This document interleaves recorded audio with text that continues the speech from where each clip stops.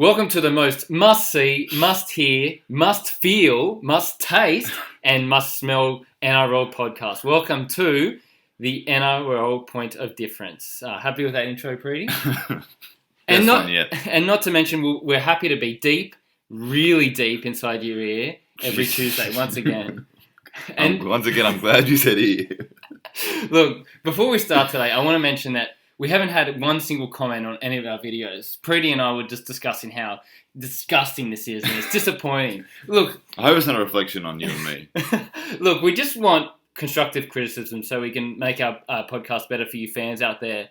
We'll be happy to keep doing these videos no matter what, but we want to know that what keeps you coming back and areas where we can improve. And I'm going to create a little incentive for you guys. Incentive. Yeah, well, you got to keep people on the edge. Yeah. So the very best comment that is left on either our Facebook our Facebook page where we post a link, or on YouTube will be mentioned and will be discussed next week. So feel free to write whatever you feel is necessary, and we shall give you your thoughts. With that said, Preety, how was your rugby league weekend? My rugby league weekend was fantastic, and it all kicked off Thursday night. Wasn't it good to see, once again, your bold prediction getting smashed and Parramatta getting smashed as well? It's always great. Yeah, that was a great, entertaining game to watch Parramatta get absolutely destroyed. And, you know, it's actually good because now, looking at the whole season, I kept on thinking, the top four is so far removed from the rest of the competition. But now... Now you've seen the likes of Cronulla and South Sydney push up, and even Canberra looking to push into the top four. So it's very exciting at the moment in rugby league. And South Sydney are the form team in the comp, you'd argue, along with Penrith. But now with losing Latrell puts a little bit of a dampener on their mood and their premiership campaign. But you never know, the way they're playing.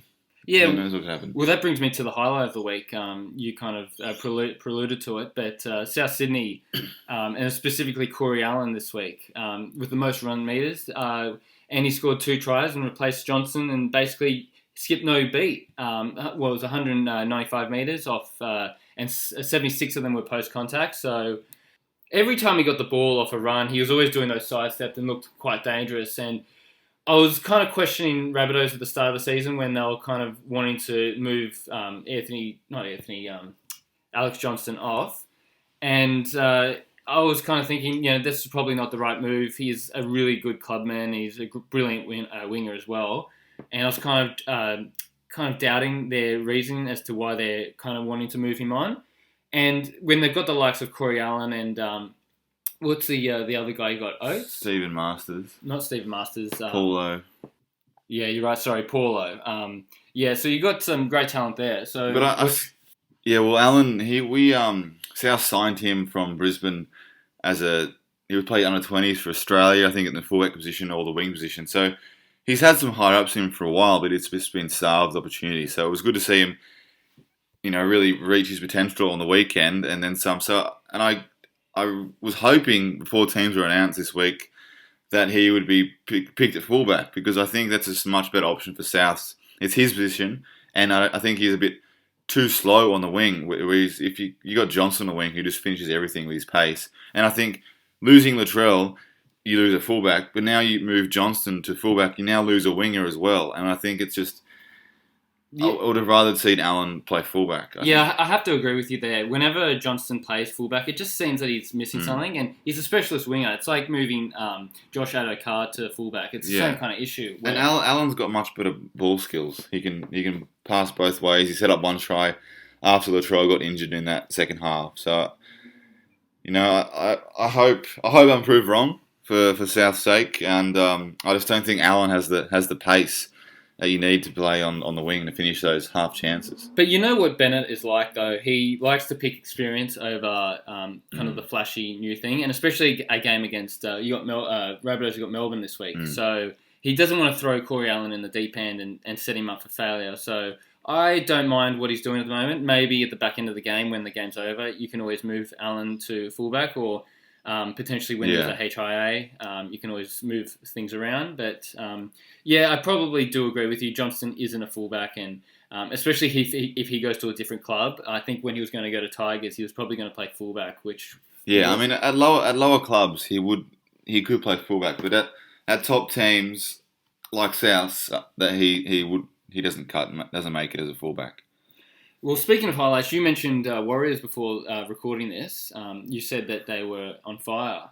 They are. They are just surprising everyone, and they continue to surprise teams week in, week out. I just got to commend them for the effort they've put in this season.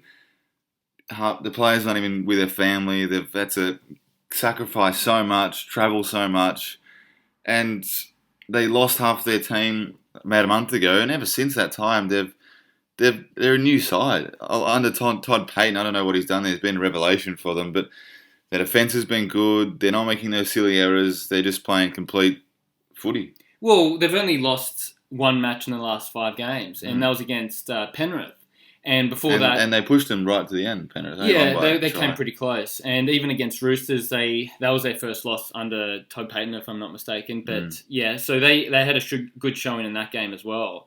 But yeah, they're just showing a lot of energy, and they're really getting in the nitty-gritty and getting to the grind. And in situations when they would have thrown away a game, like against Titans earlier this year, they just haven't done that as of yet. And they're continuing to impress. And I think you have to put that down to Todd Payton and what he's done there within the playing group. And he's kind of made them believe in their cause. And I think also I heard that them being in a tight little bundle group. Bubble. Yeah, a little bubble, I think it's helped when they've been with their families and they're spending a lot of time with each other, and the young guys in each other's pockets, and they're learning from each other. The team chemistry is really there. Yeah, and I think moving Blake Green was probably a stroke of genius in hindsight now with Tavita Harris. He's been fantastic, and they've got that young guy as well who played against Turner. Bulldogs, Turner. Yeah, they got some depth. Well, the Warriors my bold prediction, so I saw it coming for the 3rd week in a row, unlike my counterpart here, Alexander. Well, it's easy to pick that. That was an obvious one. Why didn't you then? Because I let you have the easy one. Don't worry, I've got power of 20 plus. I got my easy one up my sleeve. More like South 20 plus.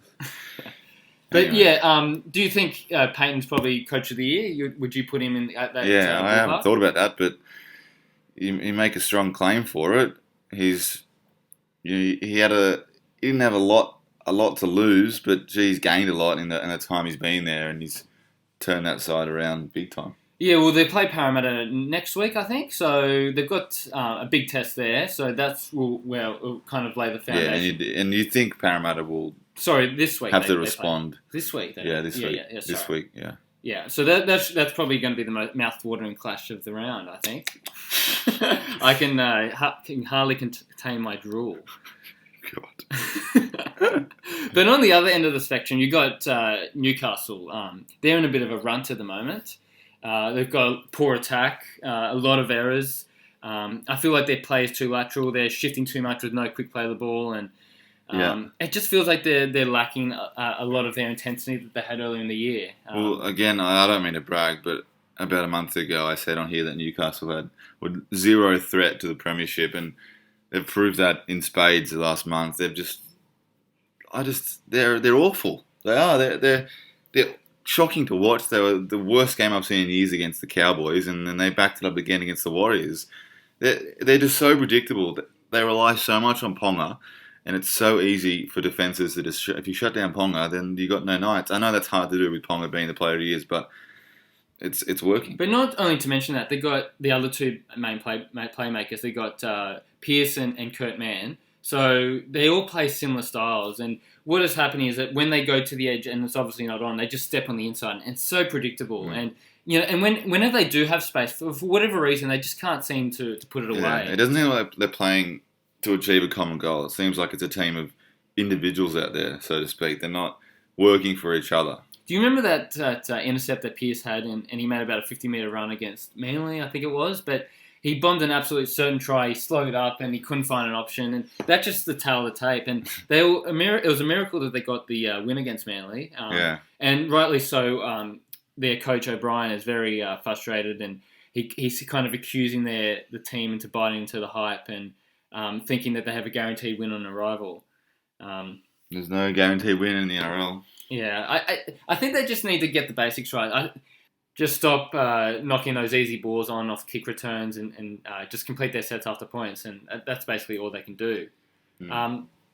Speaking of lowlights... Speaking of poor performances, let's move on to our lowlight of the week, and mine had to be some of the defence of various teams this weekend, in particular the Broncos. I know that they seem to do this every week, but against the Roosters, they just looked horrendous. Just blokes sliding off tackles everywhere, especially on the edges, and then to top it all off with Darius Boyd. I don't know what sort of attempt to tackle that was on Nat Butcher, but it just it's almost as if he gave up. He's now a meme all over Facebook. It was just deplorable, and then you've also got Parramatta's edge defence. Yeah, I think 38 point, and then Manly against Storm. Their right edge conceded 5 tries with Olam and Addo Carr combining for 5 tries on the weekend. But do you think it's a product of the quick 6 again clause? Because I do. You also got to look at Cronulla. They've been the one of the most lethal attacking teams in the comp, and for whatever reason, they just are constantly leaking points. And there's going to be some games where your attack doesn't click, and you need to rely on your defence. And we've mentioned this so many times, and Parramatta keeping Melbourne scoreless was such a defensive display. And I know they were a weakened Melbourne Storm team, but to come to Bankwest against South Sydney and not score a single point and let in 36, was it 38? Well, their defence, they've had to rely on their defence all year because they've got actually the least points for, so the worst attack in the top 8. In the top 9, actually, the worst attack. So their defence has been the backbone of their success, and even that on the weekend on Thursday they had nothing to show. So definitely some head scratching going around at Parramatta. Well, how do you think teams could be better in defence? You mentioned on the edges. Your pet peeve is always the winger rushing up on the centre and instead of just staying on their wing. It's the most frustrating thing. If it's your team or your bet on it, and you've seen the winger rush in on the opposing centre for no reason whatsoever. Your centre has their centre covered the whole way, and then for whatever reason they rush in, create the overlap, the winger goes in untouched. It is a big pet peeve of mine. The winger needs to trust the centre, but it's all about trust. There are some times when the centre will jam in on the second row or the ball player. Yeah. And then the winger will be forced to rush in. But sometimes it's worthwhile just for the winger just to stay stationary and wait for the cover defence to attack that centre or whoever has the ball. So, yeah, I agree with you. That's actually quite annoying.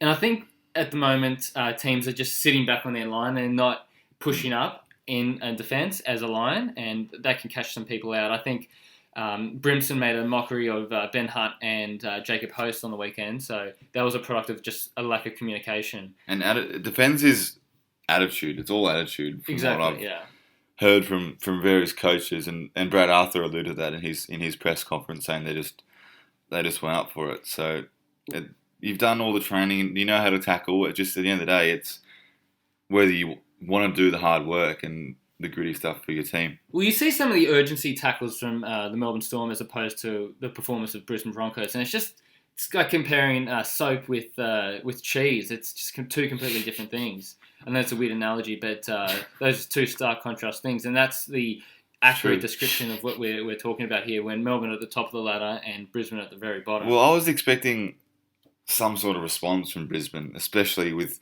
their attitude in terms of their coach got sacked during the week.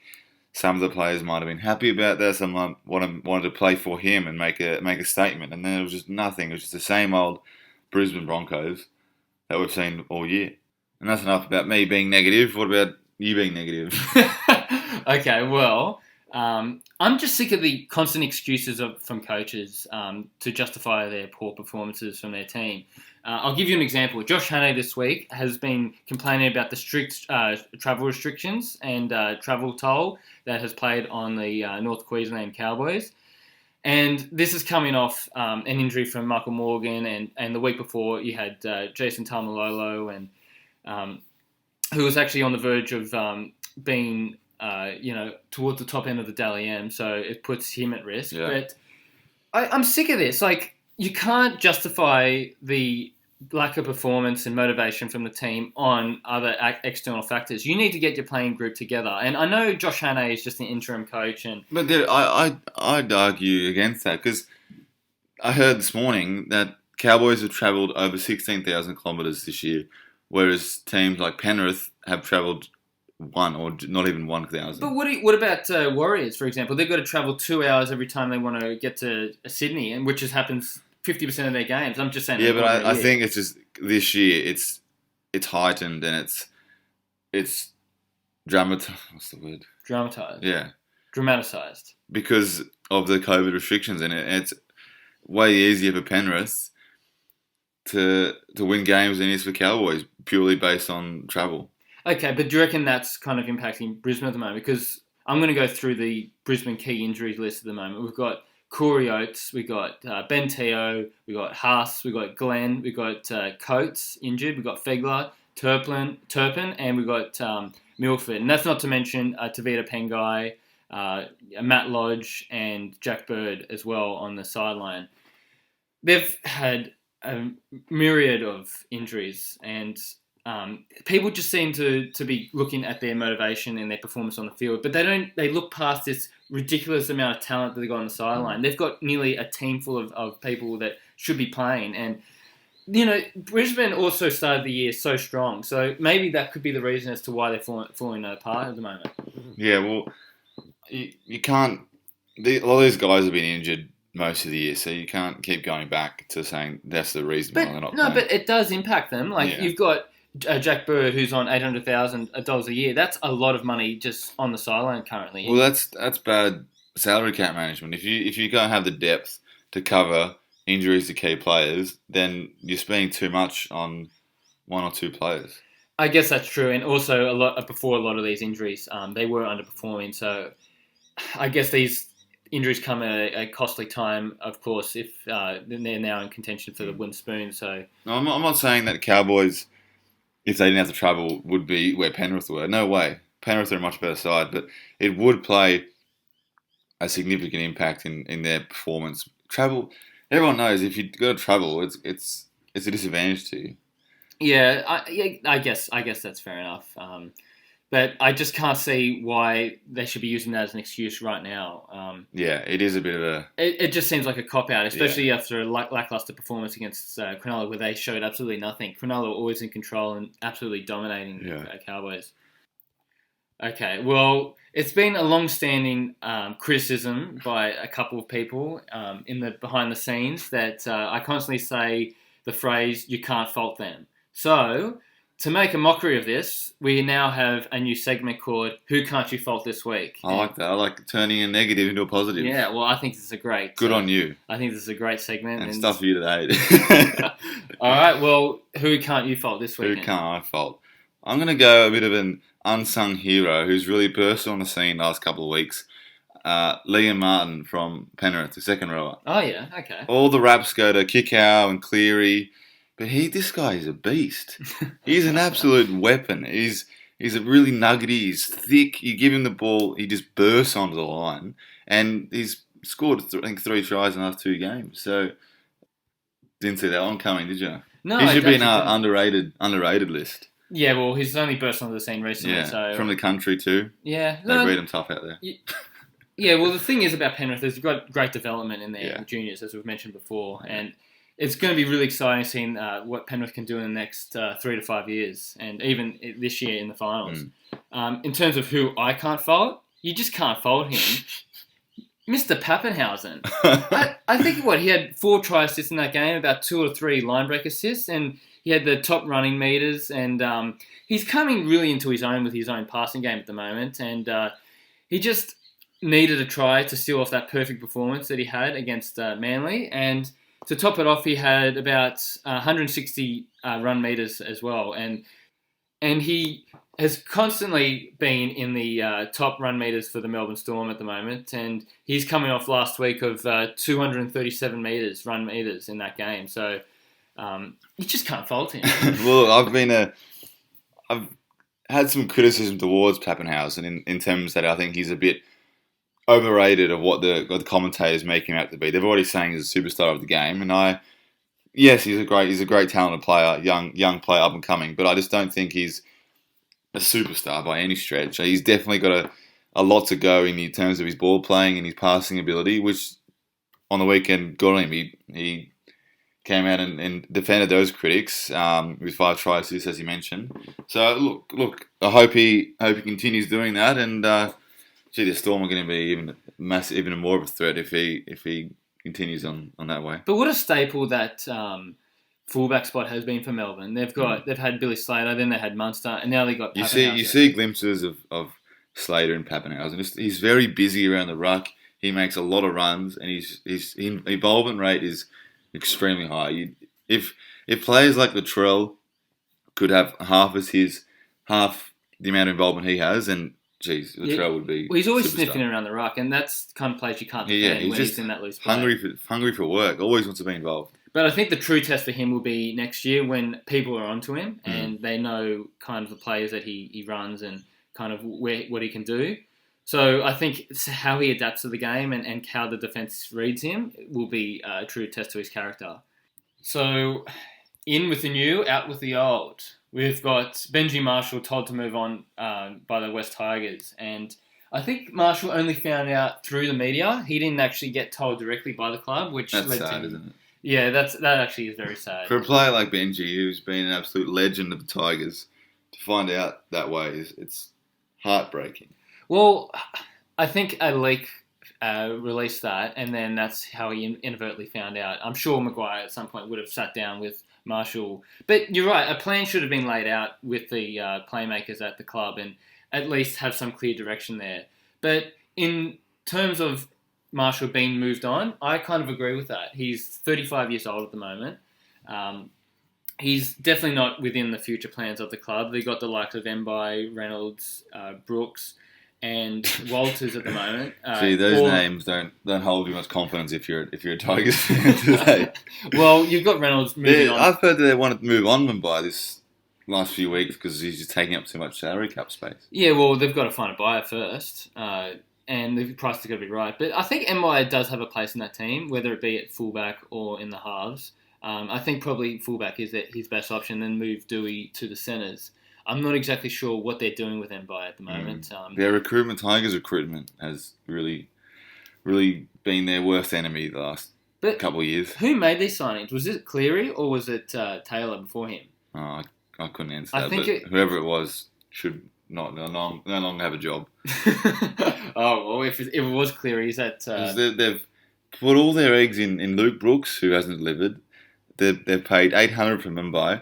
They're paying $700 for Dewey. They're paying $700 for Russell Packer.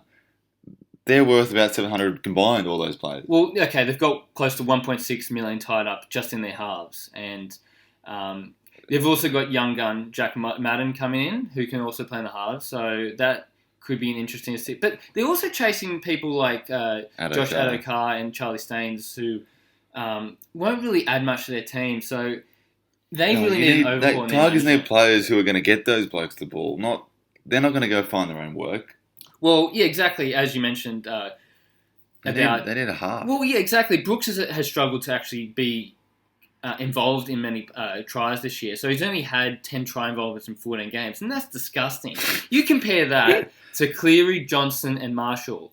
Even Marshall, respectively, has had double that. So Nathan Cleary has had 35 try involvements. John Johnson has been on fire at the moment this year. He's had 32. I remember when Luke Brooks came on the scene, and there was so many raps around him because he did his first game was pretty good against Dragons. I remember he scored a try, but he just never kicked on. And there's been so much praise and potential about what this guy can do, but he's just not delivered at all. Well, they kept on saying, just keep a lookout for next year. Watch it, he'll learn. Like, every time you do a shit play, they'll be like, don't worry, he'll learn. Well, it's been 7 years now. He's now a veteran. What's he played? Like, over 100 games. So he's played 145 games and hasn't played a single finals game. That's unheard of. I think that's got to be some sort of record.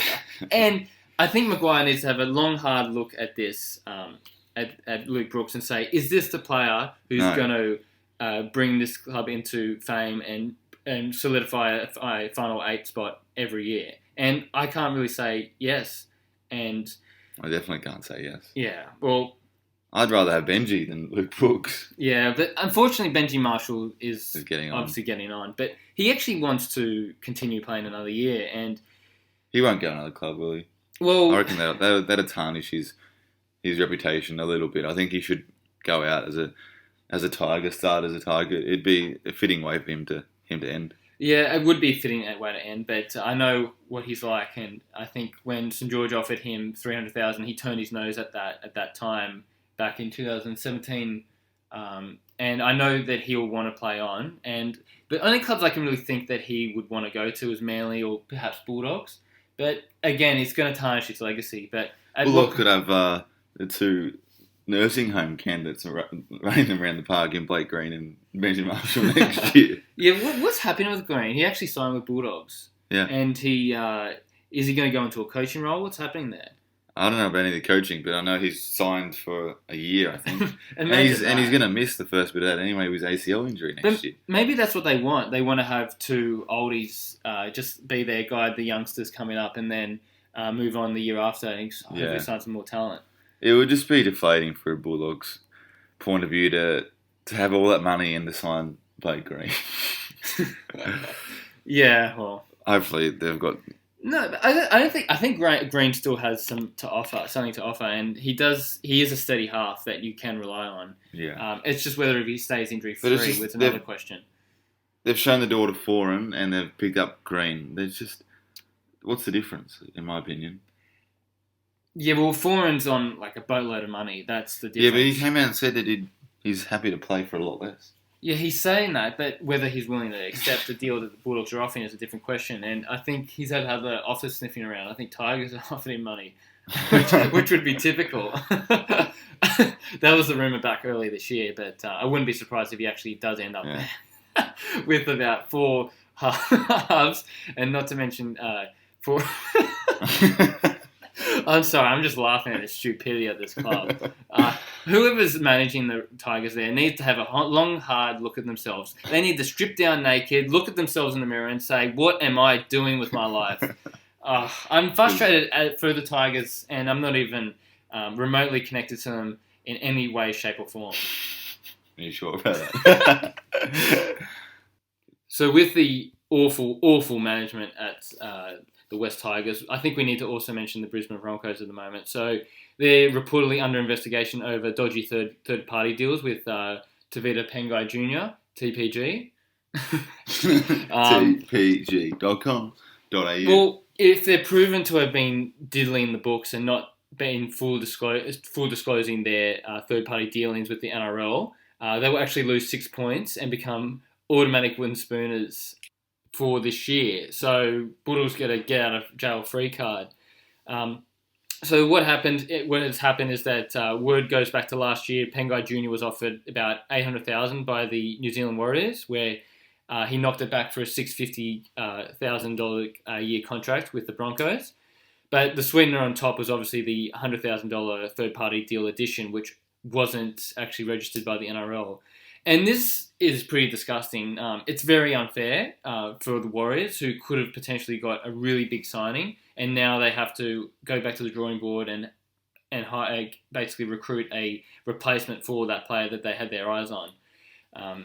It's a known thing with these third-party deals, and Brisbane and Roosters, I think, appear to be the teams who abuse it the most, which I am not a fan of. I think third-party deals should be a part of the salary cap, and there's no way around it. And I don't find it just avoids clubs taking advantage of it and doing the dodgy brown paper bag on the table. There's got to be documentation of what's involved in the third-party deals and who's receiving it, and that way there's wrong can be done. Well, at the moment, you can basically register any third-party deal as long as it's registered by the NRL. So that's basically any deal you can sign with a sponsor and get a payment through there, which will go directly to the player as long as they adhere to some sort of term. And NRL obviously has to approve that and get that signed off. But it's stuff like this that really annoys me, where they obviously have the bank book of other players and just doing this underhanded, and they should be punished if they've been found to be guilty of this. Definitely. God, I'm getting deflated by all this negative talk. Let's move on to the Penrith, and isn't it some positive? The Penrith, the Panthers, which is just surrounded by positivity. They've their longest winning streak in the club's history, 11 wins in a row, which is up there among one of the greatest winning streaks in rugby league ever. Yeah, well, we've got a list here of all the longest winning streaks in NRL history. And I think there's an old adage saying that you need to lose a game before you get into the finals. And I actually don't agree with that sentiment. No. You look at Parramatta, they lost to the Dragons, and it has basically it's killed their momentum, and they haven't seemed to recover from it since then. I know they've been playing awful footy, but they were playing awful footy and winning. And now they had that loss against the Dragons, and now they find themselves 2 weeks later getting absolutely destroyed against the Rabbitohs. Yeah, that I've been one to agree with that adage, but I can see it going both ways because momentum is a very important thing. It can be another extra man on the field at those big games, but if you lose one at the right time and to reset, reboot, work on things that you normally wouldn't have. There's some things might have opened up, some cracks in the system that you can quickly work on before the final start. Then yeah, it can be a good thing, but it definitely can go both ways. I don't mind a loss if it's a justified loss in terms of they had a lot of injuries or they were resting people. But if it's a loss against a low performing team and just because they lifted for the occasion, I think that can do some real psychological damage to the players in the playing group, and they kind of lose belief. But let's look at a couple of the winning streaks over the years. We look at... Is that Hindy? Now that you mention it, let's just look back at the archives.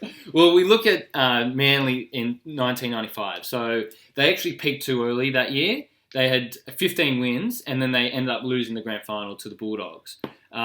We had 2012 to 2013, they had the Melbourne Storm. So they had 8 wins going into the grand final and obviously won that. And then they continued with an additional 7 wins after that into 2013. And that was 15 wins there. We also had South Sydney with 16 wins. Well, that was back in 1908 to 1909. So, so you can see that just justifies the efforts of Penrith. Saying that their record's been there for 110 years, and Penrith are only 4 wins away from it. Well, we should also mention a couple of the other wins. We got the Bulldogs in 2002 when they were caught for cheating the cap and they were stripped of their points. They had 17 wins that year, and rightfully so. They got caught cheating the salary cap and got deducted their points. So that is outstanding. So the fact that Penrith are only 6 wins off that. You also have 19 wins by the Roosters in 1975 where they actually won the comp. And they set an incredible record to rack up about, 19 wins in a row. Then in round 22 they lost when but they obviously went on to win the grand final. So maybe in our argument, Penrith do need a loss before going to the grand final, and whether that be against Parramatta or who else. Well, I just worry that they're peaking too early because they're peaked about... Well, not peaked, but they started hitting their straps a month or 2 months ago. And ideally, you want to be doing that now, which they could be. They could have another gear in them, but I just don't think they have another level to go up as what the other teams in the Roosters, Raiders, Storm do. Yeah, well, you look at some of those teams who have won a comp with momentum. I mean, you don't really see it. You see kind of the teams who are really consistent throughout the year. You rarely see a team... who just goes on a massive winning streak before the finals and then wins the grand final. I know you look at West Tigers in 2005, where they went on to win the comp after a 6-win winning streak before they hit finals. I think Parramatta as well, they won 8 out of their last 9 before they hit the finals and then obviously made it to the grand final to lose to a cheating Melbourne Storm. And I also mentioned Canberra Raiders, I think won about 5 or 6 before they hit the 2010 grand final, where they actually beat Dragons as one of those games and then lost to Tigers in the second round of finals. So those are just a couple of the examples that I can think of off on the top of my head. You've also what? Off the top of your head. Yeah. All of that. Yeah. What? God, you're a stat man. Got David Middleton in the room. And you've also got, I remember also Dragons, you mentioned that they peaked too early. Dragons 2009 absolutely dominated the whole year, but then hit a bit of a lull. Yeah, they hit a bit of a lull. Well, Parramatta have done it now, and I can't see them bouncing back from their last few weeks. Yeah. I mean, you look at the Cowboys also in 2015. Didn't they win 14 in a row that year? Something ridiculous. Yeah. Cronulla as well went on a massive win streak. Yeah. So maybe Penrith are a genuine threat this year. No, they definitely are a genuine threat. I'm certain of that. I just worry whether they have another gear to go up, another level to go up in the back end of the season in the finals. Now for our favourite segment, or your favourite segment, pass or... Now, what are we saying? Pass or run or pass or play? Pass. We'll go pass or play. It's your segment. And it's not mine, it's the fans. It's everyone's. Fans. Everyone loves this one. They do. Especially Roxy. Pass that one. Now, our God, our Jesus, our Lord, And Peter V'landys has come out again with what I think is another masterstroke idea, and I don't know why it hasn't been mentioned or brought in earlier, and that is... Oh, you idiot. Oh. Sorry, just some minor technical difficulties there. And these Origin being played at the end of the year, as opposed What doesn't to... happen on pass or play? As opposed to during the middle of the year, in the breakup of the season. And I think it's a great idea. I think they've already brought in a standalone weekend, so why not just have Origin at the end of the year? Yeah, well, you think about the constant discussion of who should make the Origin selection team every year, and it's kind of frustrating. It takes away from the season, doesn't it? Exactly, and we don't actually know. So there's also the discussion of should we pick players on form, and you shouldn't really get into that discussion at the end of the season when it's obvious who the players should be in that team selection. So I think it would make a really easy team selection for the coaches. So yeah. I actually like it. And not only to mention the injuries that constantly pop up and plague the season, it will give players just a bit of time to get over those niggly injuries. So yeah, and it won't disadvantage those good teams with a lot of Origin players in them because they won't have their players missing due to Origin in the middle of the season. And it also extends the NRL season, and I can't get enough rugby league. So obviously I want to see... Look at all these positives. So we can only speak highly of this decision, but the only negative I would say is, speaking for on the player's behalf, would be, like you mentioned, the season going longer than usual, and it's their downtime period, and they've got to play Origin. But man, these players get paid a lot of money, don't they? I don't think there should be any arguing about when they're playing Origin. Well, they're getting paid $30,000 a game, so that's $90,000 just for playing an extra 3 weeks of rugby league. They can't decide when they want to play. I think, and it adds to the spectacle having it just Origin alone. It's all anyone's watching. It's all we're talking about, just Origin. And I'm excited for it already. What I can see is just maybe see them trialing it out this year, see how it goes. But that's it. We've got a taste test this year. So, but sometimes what I like from Origin is that game one happens and then it's a very close contest, and then the loser obviously has a redemption story, and you look forward to seeing the next game. And there's obviously that 2 to 3 week gap between games, and you're kind of in anticipation of that game. And that won't really happen if they do it, back to back to back. So that's the only downside I can see. Or also, if a team just hits form and gels well and just dominates the first 2 weeks, maybe it can skew the competition. So. But that'll happen regardless. It was in the middle of the season or it's at the end. Yeah, but I feel like that gap in between just brings out people's best performance, and maybe people will be injured following that first game. So I think whoever wins the first game will probably end up winning the series. That's my prediction. Speaking of predictions, we've got to go into the bold prediction. It's no secret that I am 0 from 3 in my bold predictions, and my colleague here, Jackson Prudy, is constantly... you live it down. He's constantly abusing me over it. He messaged me as soon as the game was over last week saying, "Oh, remember that bold prediction you said where you said Parramatta win by 20?" Well, rightly so. should have mentioned. I accidentally said the wrong team. Sorry, I'm cross-eyed. I should mention. You can't see this on video, but I was More looking than at cross-eyed, I'll tell you that. I was looking at the wrong team. I meant to say South Sydney would win by 20, not Parramatta. Are you colourblind too? Well, yeah. I mean, the cross-eyed, you never know what happens with it. But nonetheless, my bold prediction this one, I'm going for a safer one. It is quite bold, but it is on the safer end of the spectrum. I'm going to say that Penrith Panthers follow the Sydney Roosters and demolish. Don't know, it's the same word anyway. You did it last week. they destroy the Brisbane Broncos by 40 plus, and Nathan Cleary stars in that and scores a minimum of 18 points. Okay, well, that's not very bold.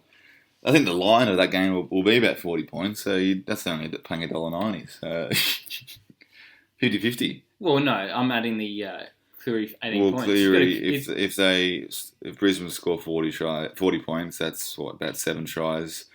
7 times 2 is 14, so he kicks them all and scores 1. Yeah, that's fair enough. All right. Well, I will see you and raise you Cowboys to beat the Dragons in an upset.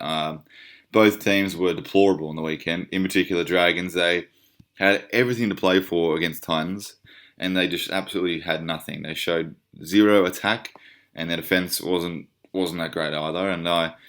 And the Cowboys weren't much better, but I think up there at Townsville, they're a much better side, North Queensland, and I think they'll have too much for the Dragons. It's interesting because I think I will agree with your bold prediction. Michael Morgan's obviously injured, so that obviously... What? Oh, I forgot about that. I might retract that bold prediction. Are you actually? Yeah, I think so. But no Tamalolo and no Morgan. No, they're not going to win that. Are you serious? Well, where's their points going to come from? I'm just looking at their team at the moment. Drinkwater. Well, you've got Valentine Holmes coming in as well. Yeah, he's playing fullback, which is good, but he hasn't played there at all this year. He's played 1 or 2 games.